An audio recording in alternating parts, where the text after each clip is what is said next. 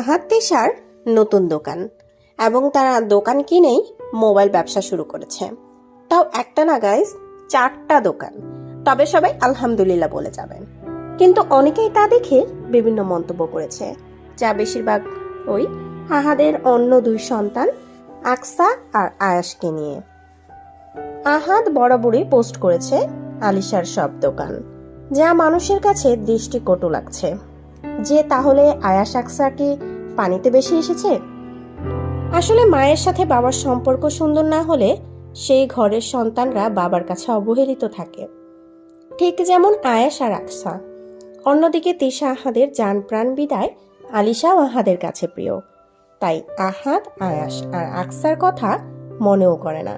অন্যদিকে আহাদ তিশার ফ্যানরা বলছে আখি আর দীপার জন্য আয়াস আকসার ভাগ্য খারাপ হয়েছে।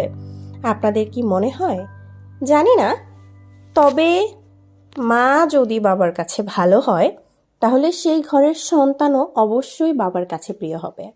যদি সাথে থাকে এবং একটি সন্তান ধীরে ধীরে যখন বাবা মায়ের মাঝে থেকে খুব সুন্দরভাবে বড় হতে থাকে না, সেই বাচ্চার প্রতি বাবাদের অনেক বেশি ভালোবাসা কাজ করে। কিন্তু যে মায়েরা বাচ্চাদেরকে বাবার থেকে দূরে রাখে, সেই বাচ্চাদের মানসিক বিকাশেও অনেকটা ঘাটতি পড়ে যায়, প্লাস অনেক বেশি ক্ষয়ক্ষতিও হয়। যেখানে তার বাচ্চাই তার কাছে নেই, সেখানে অধিকার তো অন্য বিষয়।